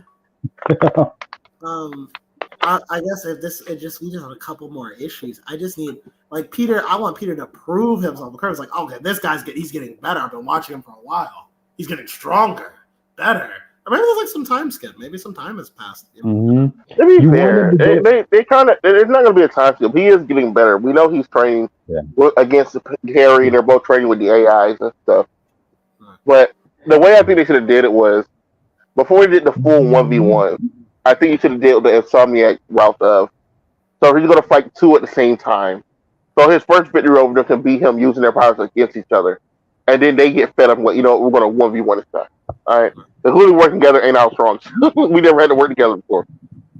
And then you get the 1v1 adventure fight with everyone. But you know, I want Kingpin to be like, wait, what the fuck? Why are they winning? What the fuck is happening? Why are they beating? I beat both of these people, and then I said 6 people after them, and you all lost. Right. I don't know if I should be. I don't know if I'm excited about how strong I am, or like if I should be just disappointed in like my top enforcer. To be fair, I did a Kingpin somehow before this became the boss of Mole Man and his elite army, Mysterio, and all the Kraven. And like these 6 people are insane. Black Cat, sure, you know, but Mysterio, the rest of them is kind of like. Y'all just listen to this bald fat guy? I thought he had dirt on him or something. I thought he was just like, you know, I like the cut of his jib, but like he had dirt on him. No, he got those Wakandan tattoos, apparently. Yeah. Right. I guess so. But yeah, like I said, I'm sure it all makes sense when we get there. I'm taking this as like this is Kraven's retirement fight. This is his title match for the crown. Is that question? Well, to be fair, I would like him retires too, and then like Black Cat Felicia comes in, and you have like Kraven's daughter step up for him or something. I think that'd be interesting. Yeah. Question: What are you saying? Does Raven have any other story besides Last Hunt? He has the first hunt. Well, most of his main stories are connected to the Last Hunt. I think that's the main problem. So before that, he was just more just a standard Sinister Six villain, or he'll show up one issue type thing. The Last Hunt was his big. They're supposed to kill him off or replace him with his son, and they brought him back for Grim Hunt, with another big story. But you need the Last Hunt to do those stories. And then Hunted was also built upon the Last Hunt.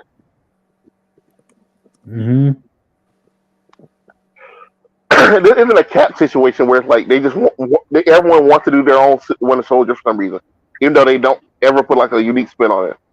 They just situation as to do any other story you want to do with Kraven, you have to do the last time because everything's built on that story. Gotcha. I guess in a way, starting out the gate with it isn't bad, but okay, how many more? How many more adaptations could we get of Last Hunt at this point? You know, that's just what I'm asking. I just want to start just saying random shit. Guess what?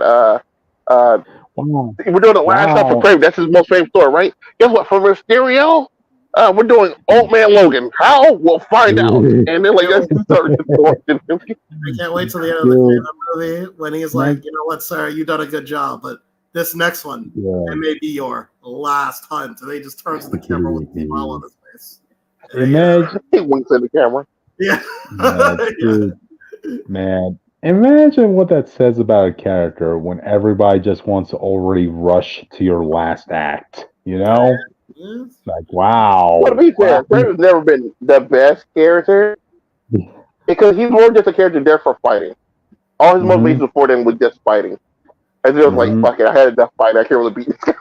So, I think that's the problem with the simplicity of Spider-Man's early villains. Like, you can't name me a story with the Rhino, but there's a lot of moments of stories where Rhino shows up and you're like, this is a good story. But there's no real story about Rhino that you say, oh, this is the spin-off Rhino story. You should read this Rhino story if you're a Rhino fan. Cryptid, the spectacular Spider-Man cartoon, the way Spider-Man fights Kraven for the first time, Spider-Man did him dirty, bro. That was he embarrassed this man. I think the original so in the Amazing Spider-Man video game, like the first one based off the movie, it takes place after the movie. You got to see the first issues of like when Peter first fought like the villains that we know. Your Scorpions, your Rhinos, and blah. So I think like those issues. I know for a movie, but you know what? No, the Scorpion issue. Scorpion definitely could work for a movie. Yeah, Scorpion's thing is set prime for a movie. Yeah, Scorpion was like Peter's first like actual L. Like the first villain he ever lost to was Scorpion. I was like, oh my god, I won. Oh my god, so, that could have been a movie. I don't know. Yeah, they got the JJJ connections. Like a lot of stuff, Scorpion could work at the film. Yeah, but I think the problem with Spider-Man versus Batman villains, though. Yeah. Think what about Batman's villain? Usually can name like one definitive story for every main one. But for like other than Green Goblin and Doc Ock, who I would argue his definitive story is more superior Spider-Man now than anything. Like people can't name anything else for him because of that. You can't really name definitive Mysterio story for Spider-Man. Off the top of your head. No one, I don't think anyone can. The Mysterio story was called Far From Home. That's what I'm saying. So it's like they have good moments in books, but they don't have like dedicated arcs to these characters that are memorable. They think, oh, this is iconic to them, other than their top two for Spider-Man. Yeah. Even a Black Cat, people can't tell you to name her arc. They're just like, oh, that start time when she was seducing Spider-Man. Like that's most of her career. I don't know when that you're talking about. Her most iconic one was the Evil Men Do, but I don't know if people want to. Yeah. So. Yeah, I was right. They don't count that though because they made her stereotypical, rapist. People like that. Racism. Yeah. That was bad. Yep. So. Why do you know that? I've read that book. I know Black Cat. No, him, that guy. You think I don't know Black Cat, bro? You don't question my knowledge. No. I don't think you know about the underground comics that people try to bury. Yeah. That'd be like, you know about West State? Yeah, bro, I love like Since Past or something. I'm like, what? That's the story, you know? But yeah. Okay. Someone's tired. Yeah. Okay. But anyway, with that, I think we should move on to the next one, guys. So. Alrighty. How many people here are a fan of variant covers? I'll take my leave on this topic. Okay. Go to Hot Topics, Jake. I shared one for you. Well, I shared one to Kurt that we used to. Okay, let me bring up the exact title of this one. Marvel's new variant discussions, because apparently they feel like since 2-in-1, Marvel's 2-in-1, which was famous for Thing teaming up with other heroes, since it's entering its 50th anniversary, I guess they decided let's make a whole line of variant covers with Thing. That's kind of weird.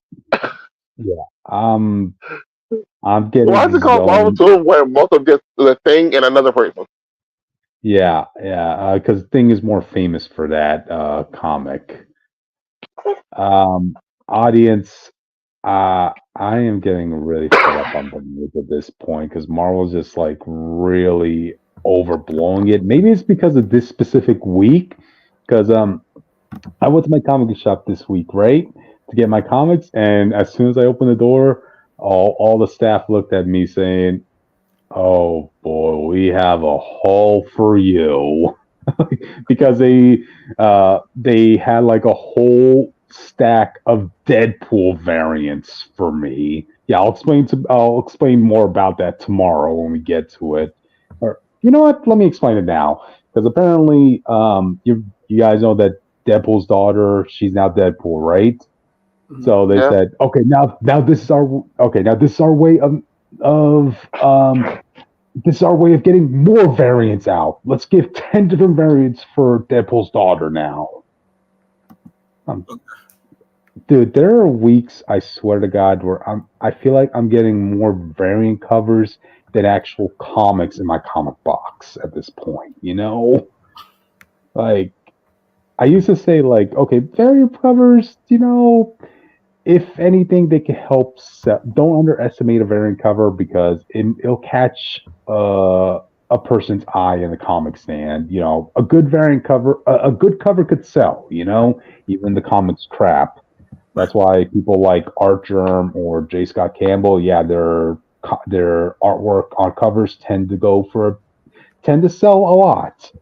But now I'm not looking at any of these covers and saying like, "Oh my God, I gotta get this cover." Oh, the artwork is so great. Oh, I gotta hang this up on my wall. It's just like it's just a greedy marketing strategy at this point, you know?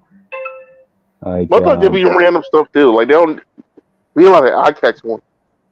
Yeah, I mean, currently right now, Marvel's doing a Godzilla line of variants. Hey, I like those though. Those are pretty fun. Okay, you could each one is a different era of Godzilla, and it's a team fighting them. So I watched Shin Godzilla versus the Avengers issue. It's really cool. I like that. Gotcha. If you want to go, yeah, I mean, I can see a justification for that. But you know, we just went through a whole line of Deadpool Wolverine variants, right? So what does Marvel decide to do? Okay, now we're going to go for another line of Deadpool Wolverine variants. Yeah, I don't like that one. I know they're doing it because now it's available on like Disney Plus or something or wherever it is. Yeah, but I don't like it either. Yeah. I mean, I'm just Marvel 2-1 makes sense. Deadpool Wolverine didn't get another round.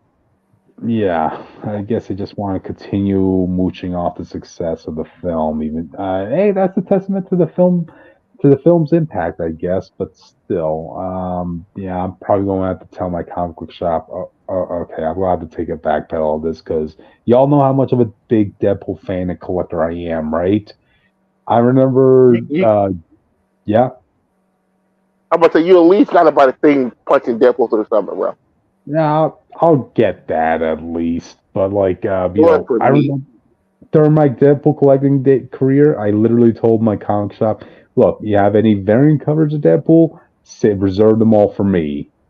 That's been going on for like about over a decade at this point, and I literally have long boxes full of variants of covers of Deadpool.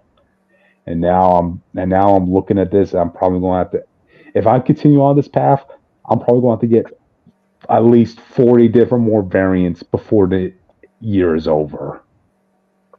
I am sick and tired of this. It's too much. We definitely need a break.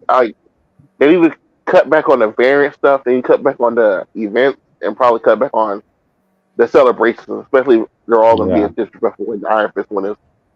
Like, just be honest if you don't care. You know what I mean? Just be honest if you don't care. Dude, they're making more variant covers than there are pages in the comic itself, man. That is insane. So, yeah. Okay, is what it is, I guess. Jake, do you have any input on this? Nope. Nope. Jake, Okay. look at the thumbnail. Oh, Look at Thing and Thor. Look at that. Look at that one. They're fighting the old Thor. You oh, don't know about that one. oh.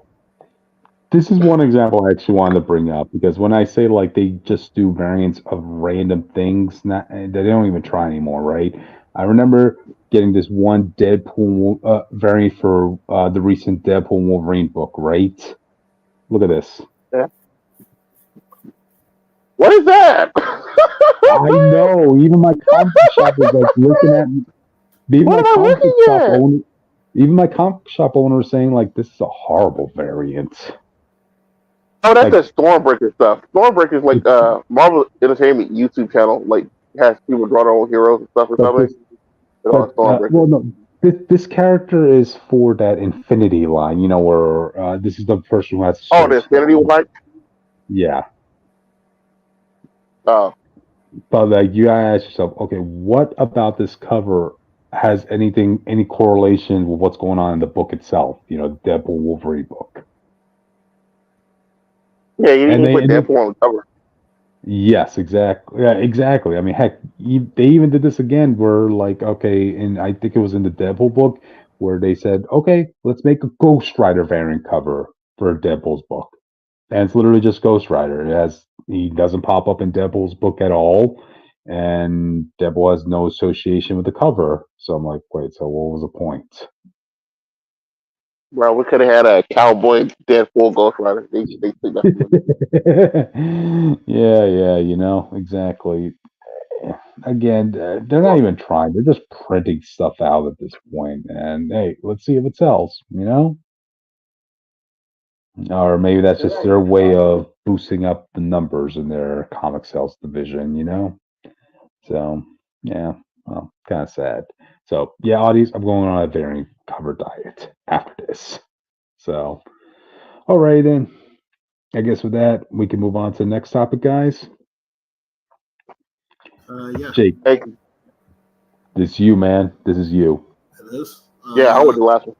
Answer for your people, man. X-Men. Xavier apparently has more secrets. He's a lying little shit. I knew he was a pervert. Listen, I when I was 3 years old and I was on the doorsteps of the X-Mansion and he let me into the danger room to train with everybody, I liked him. Jake. You're setting him up real bad. I want you to know that. When I was 3 years old, this man led me into the quote-unquote danger room. That is true. But listen, I knew there was something off about him. I knew he was a man of many secrets, but I was just a child. I didn't know how to articulate that. Damn it, dude. I'm just saying, this is not surprising to me, whatever these secrets may be. Okay. Right. I remember I was on my way out and I told Scott, I said, hey man, listen, I don't know if you can trust Xavier 100%. Okay, I think he's hiding some stuff. But this 3-year-old be yapping, bro. It's true. Mm-hmm. But yeah. Okay. I really gotta ask this, but why is Marvel trying so hard to character assassinate Xavier? Oh, they did that. I don't think they're not really. This doesn't add to that. To be honest, he's just explaining. He already did the bad thing. The thing starts explaining why he did it. Yeah. You don't think there's going to be even darker revelation during this? It might, but I don't think it matters. Like Xavier's been assassinated for like 10 years at this point. Yeah, I know. So I mean, I'm just asking, like, what's this whole motivation for character assassinating his character for the past couple of years? You know, I'm like, huh. Well, he was always seemed like a hypocrite. I just think no writers came on and just kept building upon that terrible point. Because to be honest, I feel more knowing what I've seen Xavier do over the past couple of years. I feel like I'm safer with Apocalypse than I am with Xavier. You know, so you probably are. Yeah, that should not be the case. Like, what's Marvel's beef with Xavier at this point? some characters turn good, some characters turn bad. If we can tier characters becoming good people, we can also tier characters becoming bad people. I guess, but there's usually like a resolve by the end of those sorts of heel turns where the character's going back to being good, but I don't see anybody looking at Xavier going back to being good after this, Well, Beast did, and Beast did way worse than Xavier. Yeah, that's true, I guess. Yeah, I think, like I said, I think it's just them cranking up like all the, people always thought Xavier was weird. And it comes when he kept becoming a hypocrite. He had that time he was like, "Oh yeah, man, Jean Grey is kind of hot," and it's like all the other weird stuff he kept doing. So the creepy uncle and his factor just kept adding up for people. So the point where people just randomly didn't like him in comics. And I remember I told Matt, I said, "Hey man, I think he's looking at your girl weird, bro. You might wanna look into that." I remember saying, I know he raised you, Scott, and her. But he's looking at her ass now. I'm telling you, I've seen it. I just listen. I don't know what that means. I'm only 3 years old, but like, I just thought you should know. I honestly think for Xavier, it was for the best because I like. And what I mean is, Xavier as a good person was fine, but really, at the end of the day, he was just a nice telepath. You know what I mean? Mm-hmm. And now at this point, we got a whole lot of them. I also like duology that. Both of them were good, and then Scott turned evil for a long time. And Xavier brought him back to the light, and then Xavier turned evil. So now I think it's time for Scott to do what Xavier did for him. And I think that's going to be the reset. So him and Scott haven't really seen each other since Orchid and the whole situation happened. Yeah. Yeah, I kind of want. Also, Magneto's also good at this point too. So like, I think it's an interesting dynamic change that the resolution could fix. And help a lot of the situation. You see, it's funny you just say like Magneto's good at this point, but I've always been seeing Magneto with the X-Men for the past couple of years too. So yeah. To be fair, that's I think that's the biggest problem with Krakoa was like the blurring the line, and every villain can just be welcomed back into the fold and all embrace this island for no reason, despite it going against everything they stand for some of these people. Yep. But whatever. Yeah. I don't know. If Beast can become a good person again, I believe they're going to have Xavier the X-Men bring. I think they're going to have Xavier's men, the original Xavier's men, bring Xavier back to the light with Magneto, his boyfriend, in honor of a week. I will hope so. Tired of heel Xavier. Give me a babyface Xavier. So. I guess that's really the situation. I think the biggest situation with that too is like they don't know how to take a lot of the original X-Men characters now. They've been in comics so long, they've done so much stuff, but they also have to be stuck in a mutant struggle because they refuse to let these characters grow. So like they don't know what to do with them. Yeah, it's pretty sad. But yep. How do you feel about this, Jake? How do I feel about what exactly? Xavier's character assassination over the years. I'll be right back. When I was younger, I thought Xavier being a heel was just a weird choice. Now it's just so ingrained. It is the problem with controversial changes. They will only be controversial for the time, but at some point, people will just accept that as always being the case. So so really, this is just kind of the normal Xavier now. I'm pretty sure we get to X-Men 97, we're gonna find out he had some dark secrets there as well. Damn. But I don't know. It is what it is. It'll probably blow over. Like I said, I'm not as big of an X-Men fan as I used to be. I think X-Men 97 was a good show by the end of the day. But I think Marvel's unwillingness to really fully move to the next phase of this mutant argument really hampers my ability to really enjoy it. So it is what it is. But I'm always a mutant. Not always proud, but I'm always a mutant. So it is what it is. Gotcha. But I guess with that, we could probably move on to the next one, unless you want to wait for Austin. Well, what is the next one? Yeah. Nah, let's wait for Austin to come back because I know he wanted to cover that one. So Okay, well, in the meantime, I guess I should tell you that I can drive a motorcycle now. So you feel proud, man? I feel like proud? I'll be like You Wolverine. I'm gonna drive a motorcycle all around the city. You jumped out of an airplane. Now you have a motorcycle. Okay. I see you're trying to be the next Captain America. All right. Yeah, Next thing you're gonna have to do, man, is jump out of an airplane without a parachute. I'll do that. I'll jump out of a plane with a motorcycle, no parachute. And I'll land on the motorcycle on a big ramp and just go like all the way up in the air and then land down. Gotcha. You're not prepared for my daredevil stunts. Mm-hmm. But Still I guess I don't know. I just don't know what type of motorcycle I want to get though. To be honest, that's really my. Gotcha. Get a Harley, man. A Harley Davidson. How much is a Harley? And I only say that because that's literally the only type of motorcycle I know. Harley.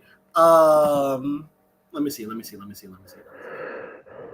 Oh wow, that's crazy. Anyway, that was a side note about politics that we don't want to get into. But let me see. Harley, what is it? A Harley Davidson? Mm-hmm. Sheep. I want a cheap Harley Davidson motorcycle. How much are those going to cost? Audience, if you know some like good motorcycle, $13,000. What are you talking about? This man's trying to make me broke. It's more than I spend my car, man. Okay, but now that Austin's here, you don't have any final thoughts on this before we move on to the last topic, Austin? Man, I don't even remember what we were talking about. I'm not gonna lie to you. Nah, it was Xavier. Oh, tell the man to do better, bro. And maybe find a woman his own needs. Yeah. So, all right then. I guess with that, let's move on to the last topic of the night. This is all you, Austin. Ultimate Guardians of the Galaxy team revealed, and people are hating. Yeah, I could see why.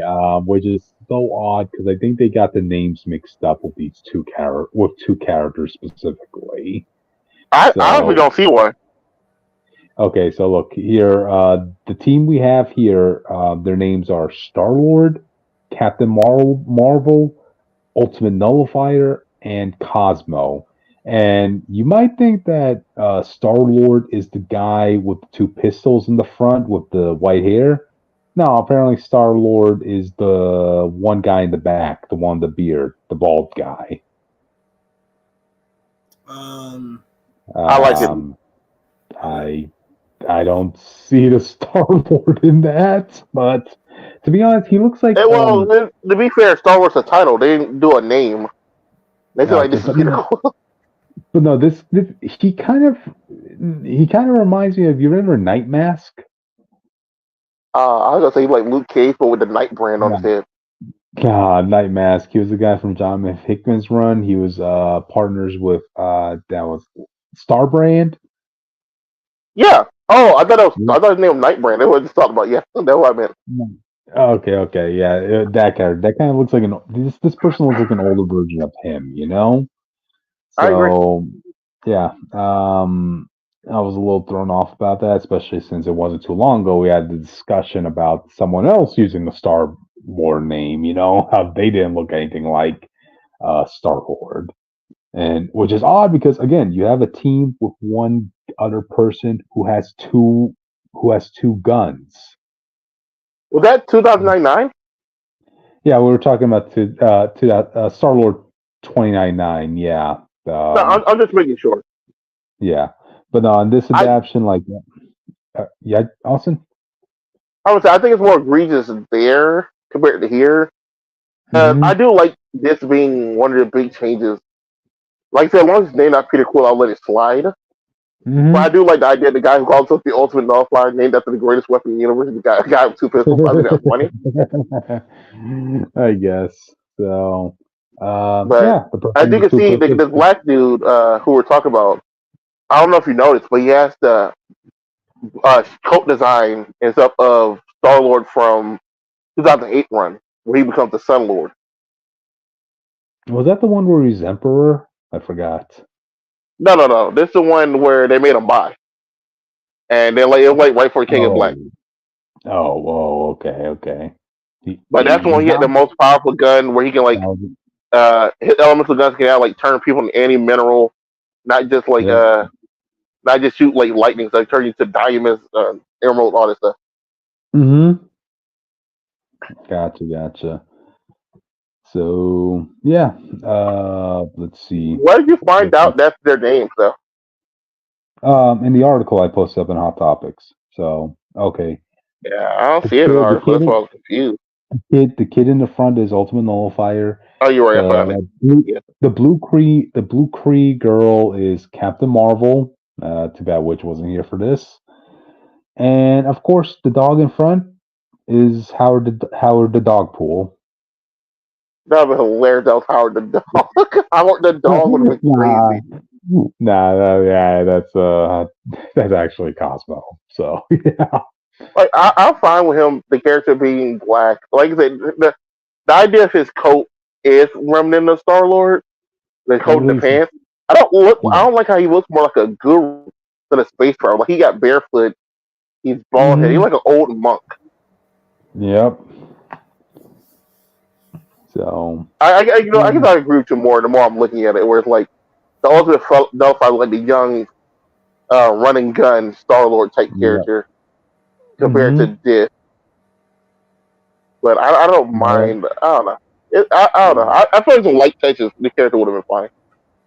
I guess. I mean, it's fortunate enough that this is just going to be coming in the Ultimates comics and not actually a series because, I swear, if they said that this Ultimate Guardians of the Galaxy was in this series and they had this in the cover, yeah, I'm passing it. So maybe it's gonna be like a thing where this guy ends up being an inspiration for what Peter Quill's becomes Star Lord, instead of like how the game did a Rock Band or his random mom's words, I guess. Whatever the movie said. Gotcha. Let me read a quote about this iteration of Guardians. So, issue 8 introduces the Ultimate Guardians of the Galaxy, and I hope readers enjoy meeting the heroes of the future as much as I enjoyed writing them. It's our most cosmic issue to date, the life and death of universes in 20 pages, and explores new sides of the Ultimate Universe through Ultimate America Chavez, who has quickly become a favorite of mine. Interesting. I wonder how well that actually would cross with the character. How well they're going to show up with the audience, because America Chavez is a character who has a lot of pull, I want to say. So I wonder if he can actually make her a lot of people who don't like her care about her a favorite. Yeah, she definitely struggles a lot with the audience that you have, that the Marvel has. But one thing I kind of like when I was looking at some people making videos on this, right? You know how like in the Ultimate Universe they're trying to, tweak a little bit of everybody's character, right? Yeah. A lot of people are noticing that America Chavez, she's literally the same person as 616. Based on what? He hasn't been in anything other than being safe. No, well, I guess, but that's just when I saw one channel state. I don't know if there's going to be any different. I don't know if there's going to be anything you could do that makes her different. So there could be a lot of stuff. We haven't even seen her talk. Yeah. Her long time we've seen her getting saved unconscious. And people think she's the exact same because she looks the same. All that matters is that America Chavez was born again in the Maker's new era. Yeah, but apparently her life is more worth saving than a country's life. Audience, she's America.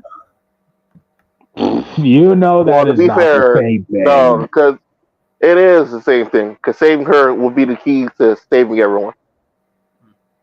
You need as many allies you can before you go to a war, not just 5 people. Yeah. But all right. I think my problem with this is more. I don't know if you remember when Ultimate Avengers was announced and we saw the cast. A lot of people were mad before we saw Ultimate Hawkeye. A lot of people were mad. There weren't a lot of people like people of color, weren't a lot of diversity here, and I was like, it's the Avengers, and the original Avengers was all white team. Mm-hmm. That's why. And when you start a new universe, they don't want to usually take people out of their comfort zone. So they're doing a spin on their original team, and then they'll be adding more people. And we saw they eventually added a unique version of She-Hulk and a unique version of Hawkeye. But the farther we got from that, like X-Men, where everyone's apparently Japanese now, and now you got this, I feel like you're losing. I think we're losing a lot of the relatability. I won't say relatability. I guess the wrong word. The familiarity with these franchises. Right. I feel like even this Cosmo isn't like anything like our regular Cosmo. So I feel you could have still had like Rocket and Groot here, or Drax or somebody, or someone to latch on to who's been a fan of them. At least even like X-Men, at least you just got Psylocke and stuff. Well, that's a mutant. That's an X-Men who's Japanese already. I know that person. Dude, like, I don't care. No one likes Captain Marvel. We just saw the real one die in another issue. The guy looks nothing like Star-Lord. Those who love fight is interesting, I guess. And Cosmo is just a cute dog. I'm pretty sure they're going to take a page out of James Gunn's Guardians of the Galaxy and make Cosmo female. Most likely. Yep. Well, if it's a new universe, I guess it's fine. You know, I don't care. But yeah. Watch like a police dog. That's my problem. They have to tweak the characters just a bit, man. You know? I don't. I wonder if there's going to be an already established team, or they're just getting together doing all this. Because you go for their outfits, this is like the biggest mixed match of random people I've ever seen in my life. That is true. No real standouts, I gotta say. But yeah. I think Ultimate Nova is the most interesting because I wouldn't say it's because of its design, it's more because of its name and the implications of that name. Oh, since Marvel's under the hype train about giving objects their own sentient beings, like Thor's hammer or the Darkhold. Hey, wouldn't that be funny if they said, let's turn the Ultimate Nullifier into an actual person? I do have a question for you, though. Yeah. In that same article, did you see the cover for Ultimate X-Men, number 11? Let me see it. Hold on a sec. The reason I asked is because there's a guy crouching in the front of that cover whose mask looks kind of familiar. Who are you thinking? Chris, do you see the cover? You see the guy crouching down? I see the cover. I see the cover. Why you're saying that looks like Deadpool? It looks kind of like Deadpool. I guess he looks more like a jester mask. It's more like it's more like the shape of the mask and where the eyes are. The shadows kind of make it messed up, but yeah, if the shadows is actually the face of the mask, then you're right. But I just thought it was like shadow. So I'm like, this is the shape of Deadpool's mask. This is Japanese Deadpool incoming? I'm just saying. Where's Samurai Deadpool at when you need him? Okay. Oh, man. Yeah, they do need to delve onto that. They want print money, man. Give us the ultimate version. What did the maker do to Deadpool? Oh, I'll tell you what he did. He took away his idol, Captain America. Yeah, there you go. That's the unique twist on him.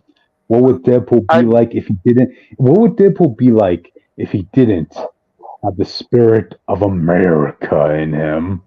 Because the spirit of Canada is some fucking country. Canada's lame. He knows that. Right, hey, keep his country's name and his sword out of your mouth. This does make me ask though, if we gotta make or change history on Earth, so do you actually think he interfered with like the history of space and stuff? That probably wouldn't bother him. Oh, he will have to, man. Come on, he's going. What do you know? Because most of the stuff doesn't matter until like modern day anyway. When it starts affecting us. He's aware. He's aware. Out the way. You gotta do something with the cosmic stuff so it doesn't come to Earth. He knows there's a there's a bunch of things out there that could mess with his plans, So like what, bro? This man ain't scared of the Shi'ar, the Brood. He probably stopped Peter Quill from existing. At least the one we know. So that else exists in the open universe. Hey, Galactus, man, Galactus, huh?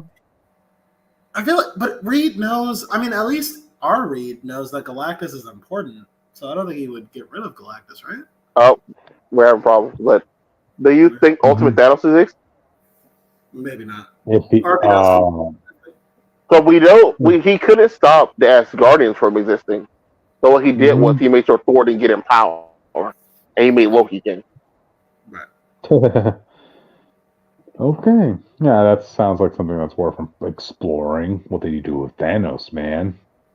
Yeah, cause I'm surprised. Like, bro, I thought for sure he'll like take over the Kree, start on them, probably make them all like one super race or something. I would have did it. I don't know. Gotcha. I mean, I think the Shi'ar fused with Namor's people, so now we got like fish bird people underwater. Oh wow. Oh. I was just a weird shit, bro. I'm just changing shit for some reason anyway, bro. I was fine. Okay, you're that desperate to see whales with wings, aren't you, Dawson, right? Yeah. I want to see Black Panther versus Namor. I want to see the Wakanda Atlantean War in this timeline, where just flying whales and shit. I think that'd be hilarious. That's true. But all right then. Any final thoughts on this before we close out, guys? They should do better. Yep. Listen, when it's my turn to reset the universe, I will be a more benevolent god, even greater than Titan God Liu Kang. That seems to be a popular thing nowadays. To create the universe in your image. Yes, or as close as you can get. In the words of a great man, you might not exist in my new era. Your new era. Yeah. All right then. I guess with that, we're closing out, audience. We'll see you all next time. See ya.